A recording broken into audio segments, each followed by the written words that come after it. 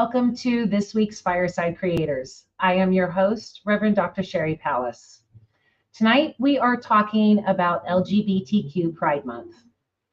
Y'all, I'm tired. I am overwhelmed by the hate people have in God's name. I have been inundated on the social platforms for more than 10 days with people citing the Bible for hate. And I am a straight cis woman. I can't even imagine how tired our rainbow brothers and sisters are. These people claim Jesus says something about the LGBTQ, but then quote Paul. Look, I get that loving your neighbor is hard, but if you claim to be a Christian, that is what you're supposed to do. Do not act like the religious elite who Jesus constantly scolded for caring more about laws than love. So tonight, we are going to talk about why the homophobes are wrong, and frankly, their beliefs are deadly. Please remember to keep all comments and questions related to the show topic and that this is a safe space. Thank you for joining us, and I'm looking forward to all of your comments and questions. If you're watching on YouTube, please hit that like and subscribe. If you're on Facebook, grant StreamYard access so we can see your name when you have a comment or a question. Facebook no longer allows outside apps to stream into groups, so until I figure out a workaround, it will air on my page. I'll figure it out once I have some time. I want to give a big shout out to my top sponsors, Ruth, Kirsten, Michelle, Ray, and Heidi. Thank you so much. I really appreciate your support. And if you would like to support me, you can go to sherrypalace.com, and there you will find literally dozens of ways to do so for as little as $3 a month. Thank you in advance.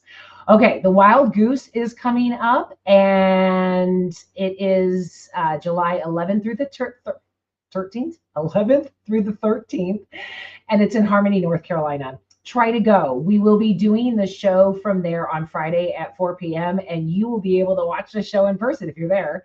I have a special discount code. Go to www.wildgoosefestival.org and enter AS. It's there. Just enter that code. You will get $50 off your weekend ticket. Hope to see you there, and thank you for welcoming us into your home and joining the conversation. I appreciate you all. Okay, let's meet our guests and get smarter. Susan Cottrell is an international speaker whose TEDx talk has millions of views. Outsmart magazine calls her the mother of all mama bears. The Advocate dubs her our favorite affirming matriarch. She is a prominent voice for the LGBTQIA+ community and marginalized and those deconstructing from harmful false religious teachings. Her MA is in theological studies. Susan was featured on ABC's 2020, Nightline, and Good Morning America, and on NBC News Out. Her blog and YouTube videos have received millions of views. Her Freed Heart podcast ranks in the top 5% of podcasts worldwide. Her books are critically acclaimed, including Mom, I'm Gay, Loving Your LGBTQ Child. She has 5 children, 2 of whom identify as queer. Welcome, Susan. Hi, good to see you, Sherry. Thanks. I'm so glad you're here. Thank you so much for coming to chat with us tonight. You're welcome. Thanks for having me. Next, we have Thomas J. Ord. Tom is a theologian, philosopher, and scholar of multidisciplinary studies. Ord directs the Center for Open and Relational Theology and doctoral students at Northwind Theological Seminary. He is a best-selling and award-winning author who has written and edited more than 30 books. Welcome, Tom. How are you? Doing well. I'm looking forward to our conversation. And I'm going to go ahead and introduce Michael just in case he finds his way on. He's having difficulties. Oh, there he is. Okay. Pastor Michael Shannon is a retired sergeant from Mecklenburg County Sheriff's Office. He is the founder and pastor of Dynamic Faith Ministries, Inc. in Asheboro, North Carolina. He's an activist for social change and an advocate for transgender justice. He has penned a book, Trans Expression, The Many Faces of My FTM Journey, and is featured is a featured author in a book about resilience. Otherwise Christian 2 by MX Chris Page. Pastor Shannon is a part of the documentary Proper Pronouns, directed by Meg Daniels, that speaks to the stories of trans leadership in North Carolina. He continues to be a voice to lift awareness and to fight the good fight of faith. You're here. I am here. I made it. I made it. Thank you so much. Yes. Hi, everybody. Hi. Hey, So I'm wearing my Say Gay shirt because I think it's absolutely ridiculous that I even need to have a shirt like this. But it is such an issue right now. And the amount of hate that I am seeing stirred up over pride is just completely disgusting to me. So let's start the show by talking about exactly what pride is, because I am seeing all of this stuff that they're quoting Proverbs, pride comes before the fall, and that's not what any of this is. So let's talk about, first of all, what does pride mean? And I will go to whoever who wants it. Okay, Susan. It's self-esteem, it's self-love, it's self-care. It's not putting yourself above other people, but it's also not putting yourself below other people or allowing others to put you there. It's just humanity 101, to take pride in yourself, to love yourself. I There's love nothing that. wrong with that. Yeah. Yeah, and I would say that pride comes from not losing their authenticity while society tells them to. Pride is being able to be authentic when the culture says that you are something that shouldn't be. Michael, what is pride to you? Pride to me is an opportunity to celebrate us, to really take that time to say we're here, we're happy about it. We're not going anywhere, and we're going to block out this time to say that, and to celebrate us, no matter the challenges that we face. We know they're there, and I think to take that time to celebrate is just, it just really speaks to who we are as a people. Tom? yeah, I think for me, the word celebrate came first to mind. I was having a conversation recently with someone who is straight and was upset with Pride Month. And they said, why have this month to celebrate queer people? Why not have a month for left-handed people? Or why not a month for heterosexuals? Or why not, and they started listing all these things. And I said, well, I think the reason we should celebrate Pride and celebrate queer people is that for so long, queer people have not been celebrated. They've been oppressed. They've been in the background. They've been hurt. They've been ostracized. And as someone who is a part of the church, I've been a part of a community who's done a lot of that hurting and harming. Well, and I think that, 1,500 years ago, that there might have been a left-hander's pride, because, in the Bible, it was, they were horrible and they just needed to make sure that they had a space here too. Yeah. Pride is the antithesis of power, right? So pride is, regardless of your power, we are still going to be here. We are still going to be who we are. And so when someone says white power, or it's like, no, or, white pride, you can't have pride. You already have the power. It doesn't work that way. Very good way to put that. In fighting back that power that tells them not to exist, right? Exactly. Very well put. Thank you.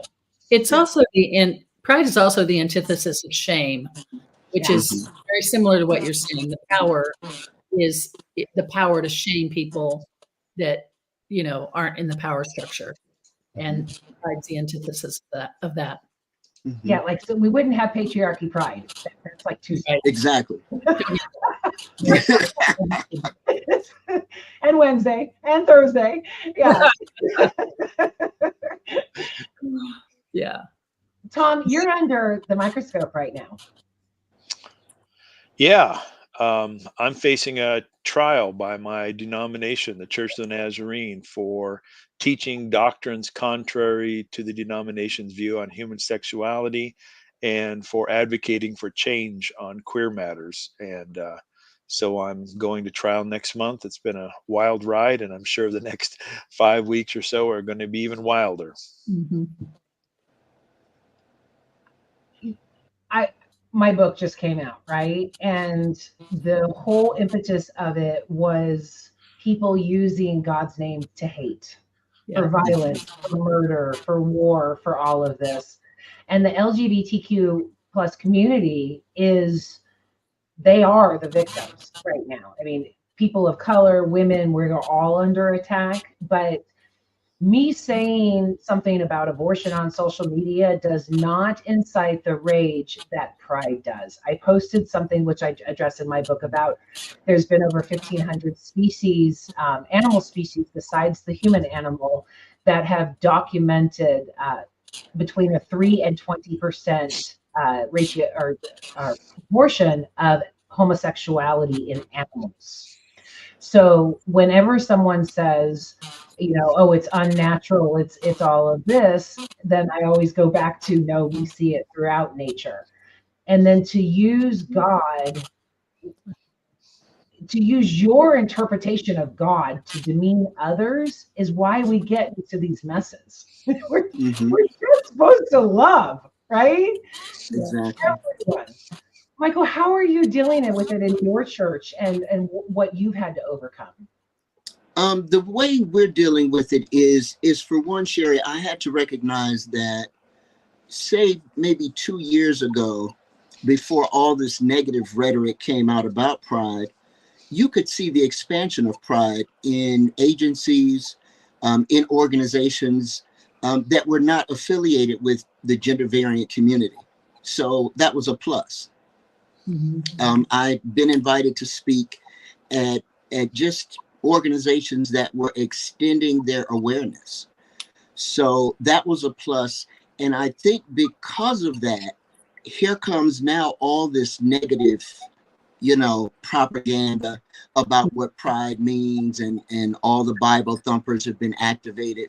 And I think that has been actually a pushback against the expansion of pride and what it was actually doing. And I was glad to see originally how pride was beginning to represent a broader platform for awareness. And I just keep pushing that with my church, because we're going to get pushback.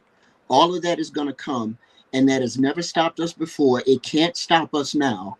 And we just got to be that much more fervent about sticking to what it is that, we've put out there, sticking to awareness and celebrating us no matter what. If it had not been for the folks that have gone before us taking that same stance, we would have never made it this far. So that's how I push it in my church. We're going to celebrate it no matter what it is that we come up against. And I only anticipate before it gets better again, it's probably going to get a little worse. So what you're saying is, if you have haters, you're doing it right. Yes. We're making progress, right? We're making progress. Yes. I'm in good trouble. Yes. We are making progress. I think that's a really good point, that, the haters are because we're making progress, and we're gaining critical mass. It's, yes. And that is how things turn. It's critical mass. So Mm-hmm. we're in a good spot. It just feels, and the haters are so vocal. That's the thing, that they appear to be way bigger than they are. Mm-hmm. Yes, they do. So we all, huge numbers, and they're just not. We make their message obsolete. Mm-hmm. Continuing to be the love we want to see in the world, and making what we want to see. I've got Sherry, I'd like to ask my fellow guests. I'd like to try out a theory on them and see what they think. I've got a hunch they've been thinking about these issues for a long time, and and maybe share similar experiences to me. I find that when it comes to queer issues and Christians, especially more conservative ones, the usual response to my position is say, have you ever read the Bible? They'll say to me. And of course I have, and I know the main passages that are used to clobber queer people. And I know of lots of biblical scholars who have alternative variations or interpretations of those passages. And so I'll try to hammer out, okay, well, you have to read Romans in this way, or, think about the time and the culture, and think about the patriarchy and all this sort of stuff. And it seems like at the end of the day, I rarely make progress Right. when it comes to dealing with these specific passages. All claim, all appeal to the wide swath of scripture about love, and they'll come back to these 6 or 8 passages, and I rarely make progress. And I've come to think, and here's my theory, I've come to think that for many conservative Christians, it's not really about the Bible. It's actually more about aesthetics. They have this certain repulsion. I call it the yuck factor. They Yeah. have this certain feeling toward folks who are queer, and that really drives their hate, or they wouldn't call it hate. That drives their righteous indignation, as they would put it. Would you agree with that, Susan and Michael? 100%. Totally. 100%. I mean, it's all ego. It's all, we're better than them. It just, I mean, I've joked on the show before that when, I've pictured Moses sitting at a table and everybody, hundreds of Israelites behind him and saying, oh, can we just make this exception to love? And can we just make this exception to love? The difference between the Jews and the Christians is the Jews actually ask questions. The Christians say, how dare you ask questions? So we can't get beyond this bad dogma and these bad translations. And I don't think that we should, because, like I said in my intro, they always go back to Paul, well, Jesus, but then quote Paul. And instead of really trying to love, it's just more justification to hate. It's more justification to be exclusive, divide, and go from there. And it just, the passion that it ignites in me, I don't know if it is just rage or because of the hypocrisy, or because it's, if you say you're a Christian, you're supposed to follow Christ. It's just the way it's supposed to go. And there's so much kickback to that. I don't even know how to fight it. Well, go ahead, Michael. I was just going to say, Thomas, in answer to your question, one of the responses that I like to give is that we have to understand where we are according to the culture. And if we want to look at and use the Bible in that way, women were considered property. They didn't marry for love. They married for security, for safety, with regard to their tribe or their nation. So if their husbands got in debt, they could utilize their wife as a means of negotiation. So their wife was just like owning a piece of property, owning a table or a dining room set, and they could negotiate with that. So do we look at matrimony the same way? No, the culture has shifted. I use another example in the story of Boaz. He did a contract to marry his spouse, and he used a shoe in exchange for his signature. We can't go into a bank and utilize a shoe to, do a contract. So you can't take the Bible in that literal form and not fast forward culture and apply it accordingly. And I also think that it's not so much people individually. I think it's the social norms that affect people when other people know how they think.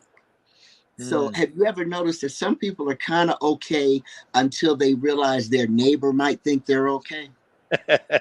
And then all of a sudden they stiffen up again and they can't accept you. Yeah. So I think those two things kind of help them with those interpretations of clobber, those misinterpretations of clobber scripture. Yes. Yeah, I really glad you brought up the women issue, because the Church of Nazarene that I'm a part of, we from our very beginning have honored and celebrated women in ministry. We have women in our top leadership, and I like to say to my folks who in my denomination who are not queer affirming, I like to say there are a lot more biblical rejections of women than there are rejections of queer people, and yet you're doing the Yes. right thing and celebrating women. Why can't we celebrate queer people too? Exactly. Well, Exactly. go ahead, Susan. The passages, the verses in the Bible, it's all a red herring. To your point, Thomas, that the the decision, the it factor, the decision is in the heart. Yeah. And the verses, we discuss them like they're in the head, but changing the head is not going to change the heart. Mm-hmm. It may, to answer some burning questions, may free them in the head so they can change their heart, but the change really comes in the heart. And because it's amazing. I was just thinking this morning, that if you say, you know what, there's been some scholarship around this, we have really misunderstood those passages. I'd like to show you. The loving Christian response would be, oh, thank God, I've been so burdened at what I've understood the Bible to say. Tell me. That would be the Christ-like response. But instead it's no, I can't even talk about that. Yeah, I've also noticed something else. In my defense that I'm going to give here in a month, my main argument is the argument of love, which Sherry brought up, and is sort of that's central. I think to be a loving person is to fully affirm queer people, their orientations, their healthy sexual behaviors, etc. Um, and yesterday, another podcast host got on social media and kind of took me to task. He said, "Are you telling me that if I don't affirm queer people, then I'm not loving?" And I said, "Yeah, that's basically my argument." Yeah.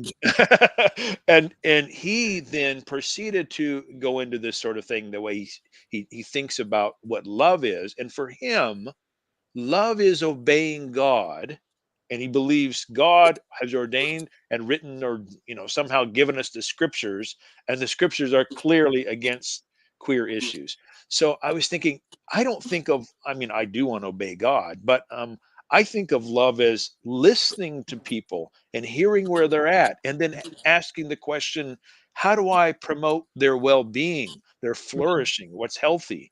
But I think a lot of folks on the more conservative side, their definition of love is doing what God wants them to do, and then they think the Bible, has a particular interpretation, and off they go.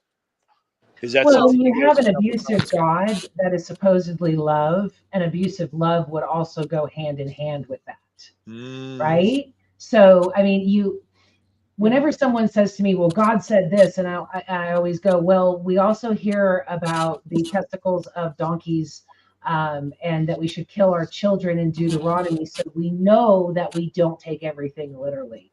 This is just something that we want to hold on to as a society in order to make ourselves feel better.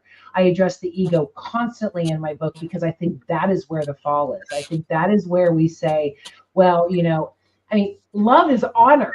So it's him saying, you're saying I don't love them because I don't honor them? Yeah. You have to honor someone in order to love them. And if you're dismissing them and saying they're an abomination, I mean, my book is dedicated to a boy who killed himself because of this. He was at an evangelical picnic and they told him all day that he was an abomination. And so he jumped off a bridge. This is beyond feelings. This is beyond, well, I don't know.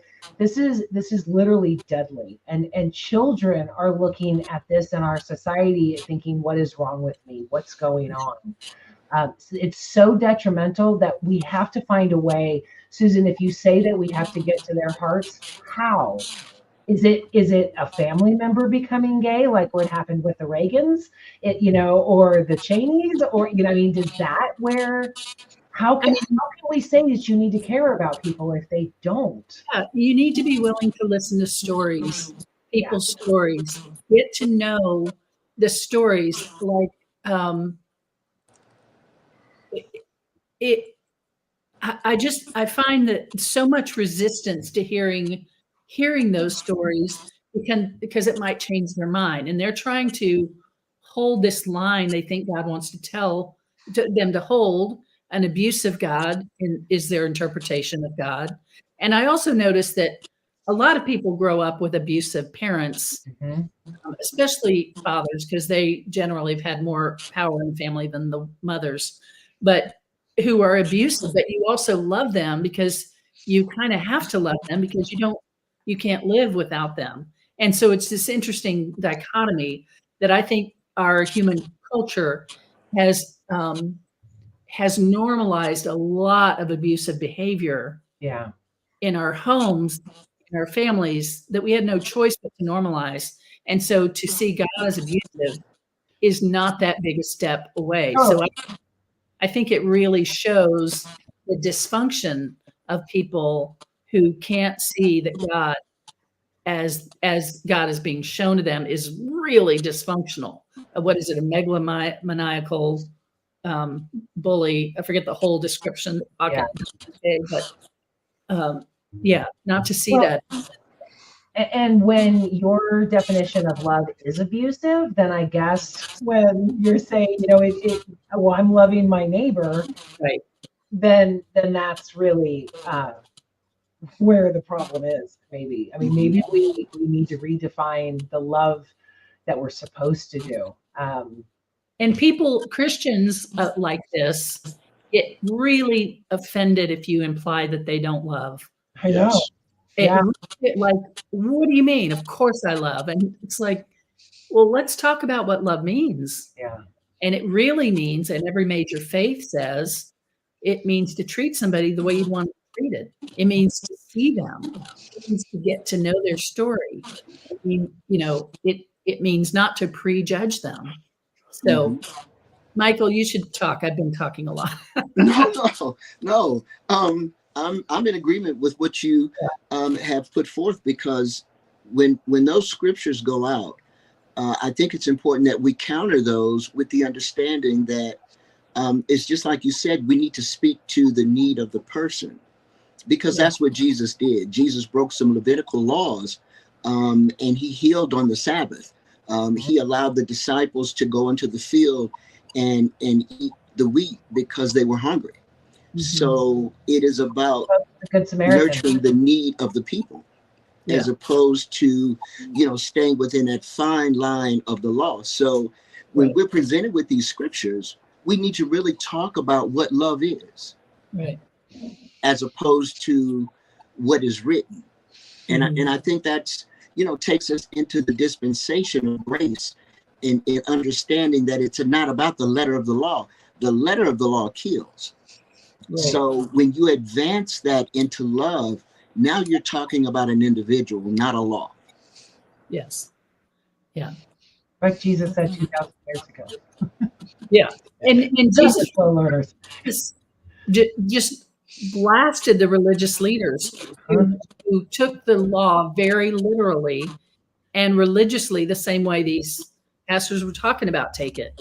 And he said, you have no idea who God is. You have no idea in your teaching who God is. Exactly. That's the same true today. I stand behind Jesus saying, what he said. Exactly. Yes. And we always say, did you, are you really reading the book? Because it says clearly, we can't observe all the laws anyway. Yeah. It's impossible. So, it's really clear that they're just really spewing that, I think, because like you said, it's about normalizing abuse. Yeah. Because it's whatever the norm is, whatever the general population is going for, that's just what people jump on. They really haven't taken it apart to see, is this really applicable or not? Is this really me? They don't really take that apart until, like Sherry said, it comes to the house, when it's their granddaughter or their daughter or their niece. Then all of a sudden now it's personal. Yeah. It's personal. And what you said reminded me of the accusation of cherry picking. They always say we're cherry picking. Really? Yes. Unless you can give me all 32,000 verses, You're cherry Exactly. picking too. Yeah. What are you cherry picking? And even when you pick cherries, you pick the cherries. You don't eat the leaves and the branches. Exactly. So we're cherry picking, and I'm cherry picking the love. You're cherry picking the law. So Yes. I'm gonna I stick think with that's what right. Yeah, I mean, I think that, to err on the side of love, someone asked me the other day, he was like, oh, I don't believe in your whole love stuff. You got to have justice, got to have rules, got to have. And I said, if I get to heaven and this God is like you are saying, I want nothing to do with him. I want nothing. I think he's a Right. complete and total asshole. Right. To create and then deny and then to send a son to die for him, it doesn't make sense. So if I get there and I have erred because I have loved too many people, then I'm okay with that. Yeah. If a God isn't, That then too. I don't want that God. Yeah. I And I like think that. that's why Yeah. people are leaving the church en masse. Exactly. And I think, as far as what pride stands for, we could just blanket the whole thing as love. And love is justice. Love is gender justice. Love is reproductive justice. Love is social justice. That's what love is. Yeah. That's the whole premise. Yeah. That's the whole premise. I want to jump in there on the God stuff, since I like thinking about this. And I want to suggest, and I'd love to hear Sherry, Michael, Susan, your response to this proposal. What if another angle on the love issue is that most in Christianity and Islam as well, actually, have thought of God's love as entirely outgoing? Benevolence is the word usually used. God is giving, but because they've worried about God being imperfect, if God was affected by us, they've never thought of love as receptive, as receiving, as empathetic, as to use the classic language, as passable.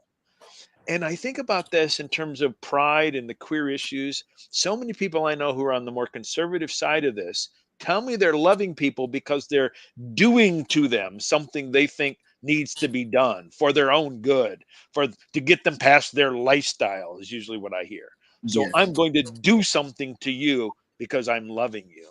Whereas if we think that God is not only a giver but a receiver, is in a real give and take relationship, God actually listens to us and responds, that might affect the way we think about dealing with queer people and actually listening to them and finding out what's good for them instead of thinking. Oh, we lost him. Oh, wow. I want to say something until he gets back, if you don't mind. No, go right ahead. That people will say, well, if they had cancer and I had the cure and I didn't give it to them, I wouldn't be loving them. And That you're like, makes my explode. you don't have cancer and you don't have a cure. And Jesus said, physician, heal yourself. So why don't you go deal with the beam in your own eye, not the speck you think is in their eye. Why don't you heal yourself? You've got enough things to learn and grow in, and not try to impose on them. I was answering your question. And the cancer thing is so off the mark because cancer is a disease. Right. You kind of catch cancer. You get cancer. You don't get gay. You're born gay. Right. You don't get black. You're born black. That's right. So to even equate it with I've got a cure for cancer, so you need to do this. I think we need to stop worrying about the hereafter and what's going to happen in the afterlife and stop creating a hell here on earth. To compare someone's identity to a deadly disease, it's like, wow, I don't even know how to even approach that with you if this is what you're thinking of humanity. Yes. Exactly. Tom, we were filling the space when the universe took you out. Sorry, I don't know what happened. Getting worked up, I guess. Oh, well, and one more thing about loving God and loving others is that it says, I think in 1 John or somewhere, it says you can't, or Peter, I don't know. It says you can't love God and not love others. Yeah. If you say you love God, you better be loving others. And if not, you're just a liar. It says that. Okay. It does. Yes. You Yes. know, so our question is, well, what does that love look like? And Jesus said, it's serving the least of these. It's helping people. It's being a good neighbor when you're lying beaten on the side of the road and someone comes and helps you. They don't check your credentials. They don't say, "Are you gay?" first. Exactly. And you know, love is not that complicated. It just requires us to give up our preconceived ideas. It requires some sacrifice. And so we just, I mean, Because love is a verb. It's not a noun. It's, you know, it's truly an action. And yeah. I have severe problems with Paul. I mean, I have really big problems with Paul.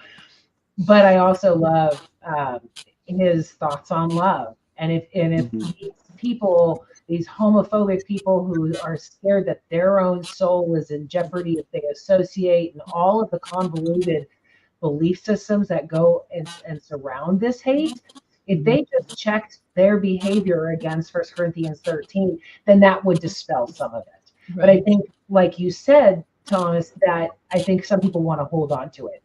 Ego, hierarchy, power, I'm better than they are, or even denying their own authenticity. I know a couple of gay people who will not say they're gay because they don't act in it.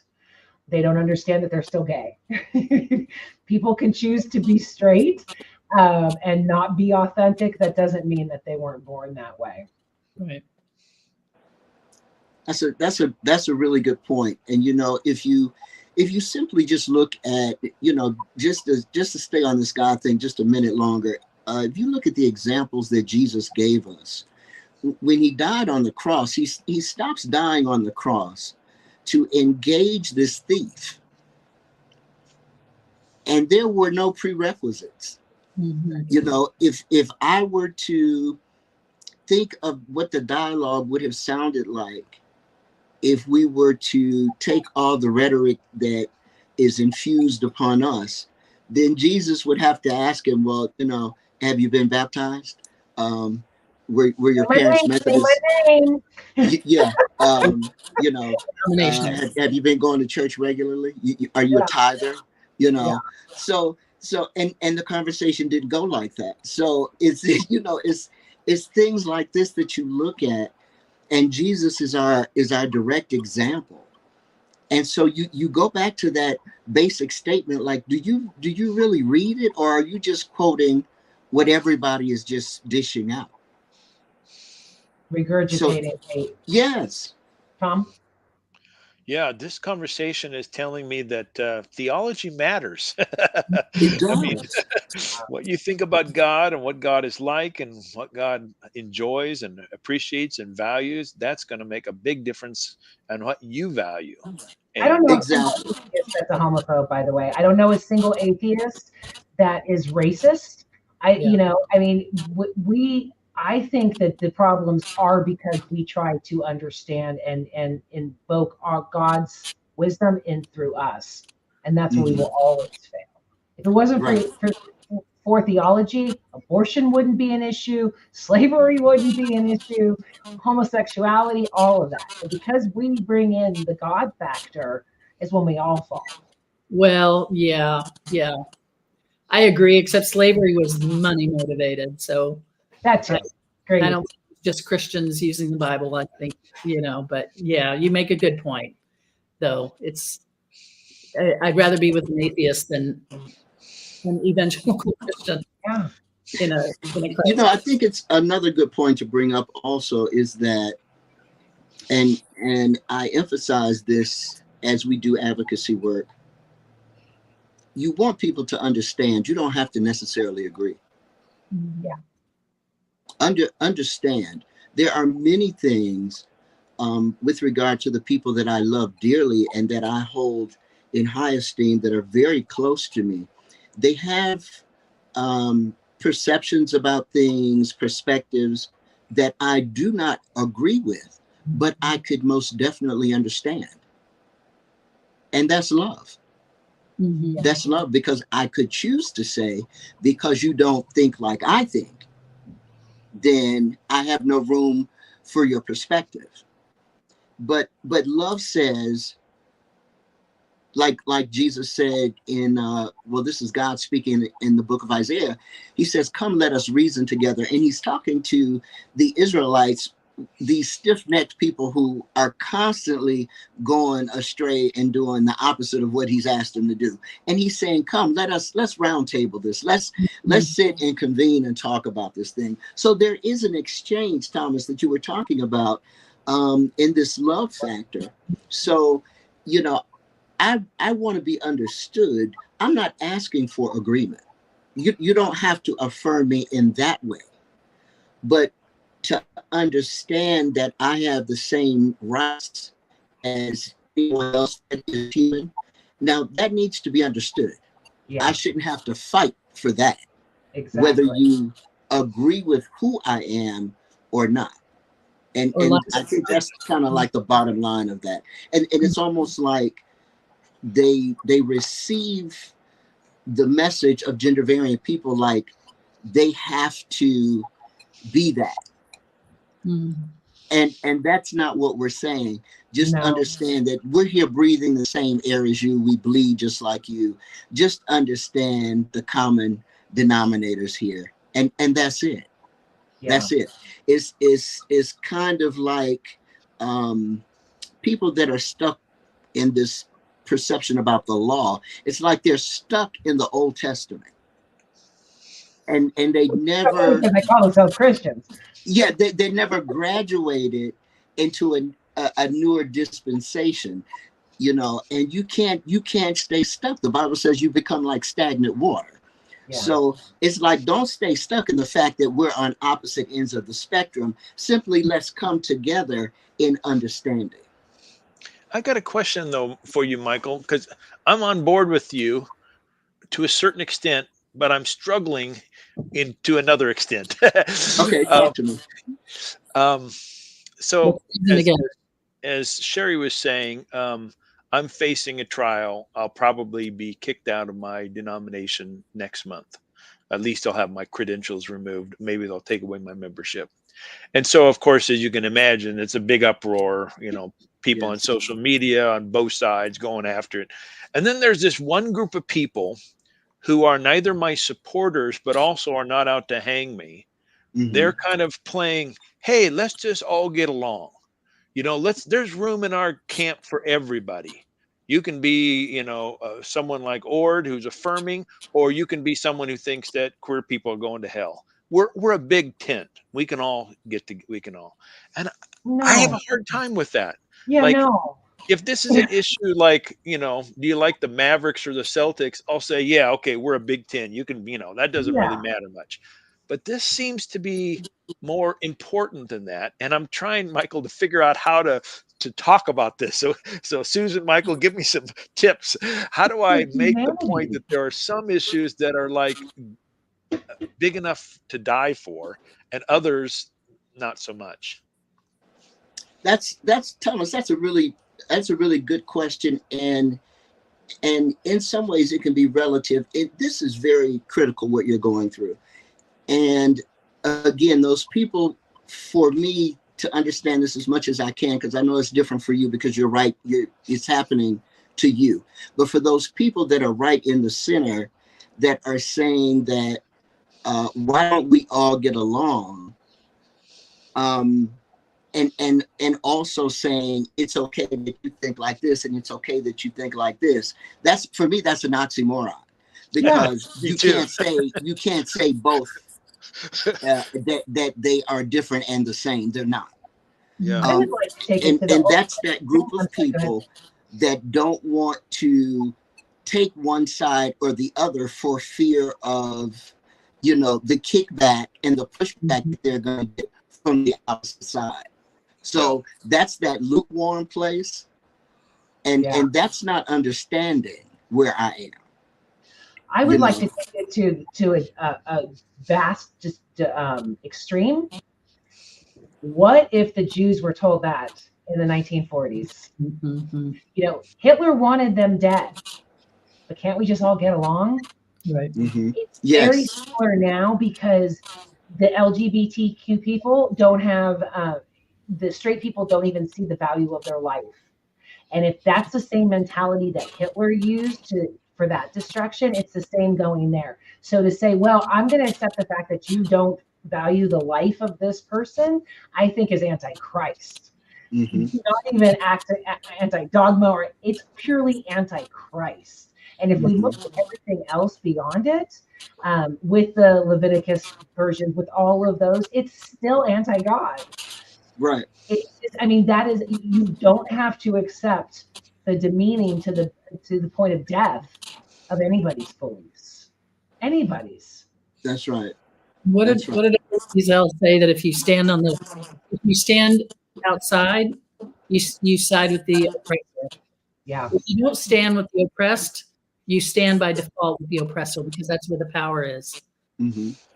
Yeah, and underneath all of this, and we're doing a whole series right now on a podcast, which is about the teaching of contempt that underlies all of this evangelicalism. There's a teaching of contempt for you, for the Bible, for God. It's just really fascinating. When I found that thread, I was like, oh, I see. They undermine everything. The undercurrent of everything is contempt for really everybody. Yeah, right. One little group, and even there's contempt, because they don't really love themselves, because they don't really accept themselves as they are. Fear. In my experience. So yeah. We have blown through this hour, and we're almost up. And I want to get into some of the fears, because that's a great segue, because I think that contempt does originate with fear. And I hear people from the church in the background say that they're either there or not, but I hear them going, but the children. And I can tell you that I grew up in the Bay Area of California, and my favorite trips to the city were when I would beg to go to Polk Street, which was like the gay capital of the US. And there were people there in dressed sexy and all of that, leather, nothing different than I didn't see any more skin there than I saw on the beach, but those were sinners. I am still a straight cis woman, and I grew up loving that environment. So let's talk about the perceived damage that they believe this does, which initiates, ignites, and is the foundation of their fear. Can we address those things, other than me just saying they're bullshit? I have something to say. My child, they're gender non-binary, so we say child, was on a flight recently, and the woman next to them said, they were talking about trans stuff, I guess, and the woman said, well, what about transition for children? That's what I'm against. And my child said, Ash said, do you mean social or medical? And the woman said, well, I don't have any problem with social transition. It's just medical. And Ash said, well, then you're good, because they don't do medical transition on children. Yeah. They do the most they do is hormone blockers to forestall something they can't come back from. And the woman looked at Ash and said, well, why are they lying to us? Why are they telling us that? And I think it all comes down to fear, and it's the leaders instilling fear, because they don't want to lose their power and their position and their money and their butts and pews. And so their fear is a great way to keep people clinging to you. And so people react out of fear, and it's, wow, that's something to have to dig that out is really something. That's a job. Yeah. That's a really good point. That's a good point, Susan. And I also think that for those people that Thomas spoke of that are, happily hanging in the middle, they want to hang on something that will gather the naysayers. So you mentioned the influence of children, and all of a sudden, people will say, oh my God, yes, the children, and it's just something, it's a bandwagon that people will jump on because they feel like that's a great defense. Yeah. Instead of really becoming, for one, educate yourself, because there's all kind of propaganda out there about everything. Right. So for one, educate yourself. And for two, it's different if it was your child. It's going to be so different. And you have the difference between your child being in distress at a level of just not being able to function, maybe contemplating taking their life. You're going to do whatever it is you need to do as a parent to support them. This is not something that you just, you can just kind of put away until they're older or until you become more comfortable with it. It's just not, it doesn't work that way. And I think that many are using the children as it's just a safe way out for them. And that's how they're utilizing it. I don't know, Tom. I'm a huge rebellious person. I don't know how you don't flip them the finger and say, you know what, I want to go towards a more loving environment. I don't know. Well, there are a number of reasons why I don't, and one of them is one you brought up, and one of them is the children. If I leave this group and they don't change, there's going to be a lot of queer kids who are growing up, raised in these churches. And salute you for fighting the fight. Then. What's that? I salute you. I salute you for fighting the fight. Thanks. Thank you. I think if I could just throw in one thing, I want to go back to the God stuff. You asked a question about fear. I think a sizable number of conservative evangelicals and Catholics are against the queer agenda, as they would put it, because they believe God is against it and God will send people to hell if they're queer or queer affirming or allies or whatever. And as long as hell hangs over your head as the ultimate divine punishment, then I think that's going to motivate a lot of people to do things that are going to strike me as quite unhealthy, but they can justify it by the way they read the Bible and the kind of God they believe in. Well, for over 200 years, potatoes were a sin that sent your ass to hell. So, when you look and have that much power in the belief that you understand God, people die. Yeah. I also think people utilize what will send them to hell that they think doesn't affect them. Yeah. So, right? What about that extra 2 or 3 glasses of wine that you had, and now you can't find your bedroom, to lay down. So, we're all doing something that we could edit, right? And we could make better. So they never want to talk about those things. So what are we to believe, that they are perfect in every area? No, nobody is that. Nobody is. So, we have to look at that as well. So they pick the very thing that they think does not apply to them. If it's not applicable in my house, then that's the thing I'm going to Bible thump. Well, and what I think is more evil than leather and lace is teaching hate to your children. So if you really care about, if you're sitting there going, but the children, let's actually go a little. What's that, Susan? That's the reason to be affirming. Yeah. I mean, if you're really concerned about children, don't teach them to hate. Help them be authentic. Learn who they are, not who you want them to be. Exactly. That's the love. And if you can apply that to your own child, that's the love that we need you to spread out and go and stop demonizing things that are trying to love others. Yeah. Yeah. We have to make diversity a lived experience and not a buzzword. Yeah. Can I just shout out to Kevin M, who's been making great comments as we've gone. Kevin's awesome. Yeah, they're just wonderful. So I just wanted to acknowledge that. Okay. He love Kevin to death. I probably should have had him on this show.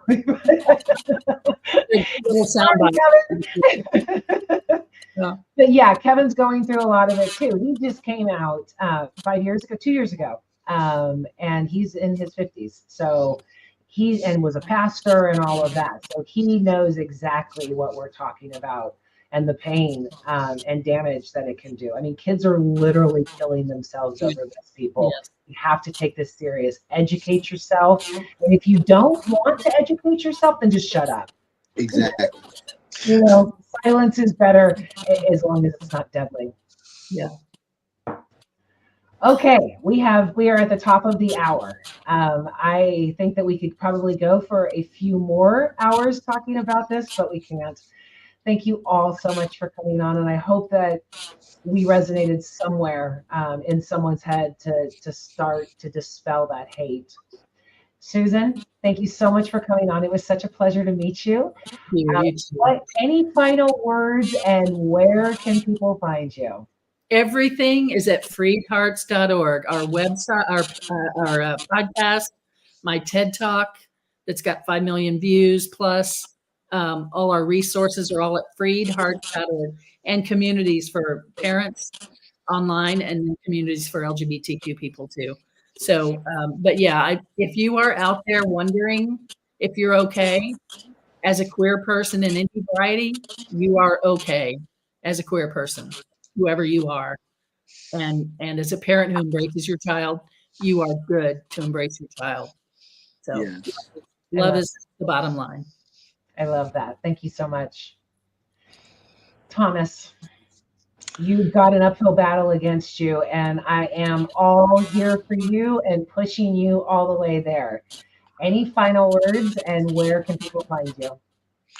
Well, I think for me, if folks are interested in what I'm going through, and noticed that Kevin said he's following my story, and if they would like to hear the way I'm responding to the charges, just yesterday, day before yesterday, no, yesterday, I decided instead of waiting to give my defense at the trial, I would publish my defense for 99 cents on Amazon. So if you want to read my defense for 99 cents, go to Amazon. It's currently #1 in a bunch of categories because, 99 cents. Can't beat that price. Exactly. So just look under my defense and my last name, and you'll probably find it. And you also have the Center for Open and Relational Theology at Yep. cport.com. Thank you. For coming on. It's always good to talk to you. Thanks for inviting My me. dear friend, Michael, final words, and where can people find you? First of all, Sherry, thank you for having me. This is not my first time being on your show, so it's an honor to be invited back. It is wonderful to meet you, Thomas, to meet you, Susan. You can find me, quickest way is just simply my email, michaelshannon@gmail.com. You can go to the church website as well, dynamicfaithministriesinc.org, and you can find me. But I really want to give a shout out to Thomas. Continue to fight the good fight of faith. And we are with you. We are behind you. Please email me if there is anything that I can do to help you in any way. My answer is yes. Thanks. I really appreciate that. Definitely.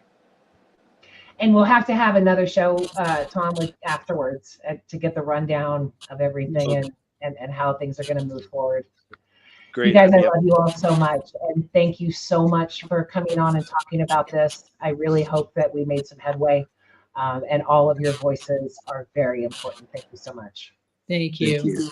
Okay, I'm going to send you guys backstage to close this out. Okay. Bye, everybody. Another great show. Thank you for watching and for your input, Kevin. That was wonderful. Don't forget to check out my book.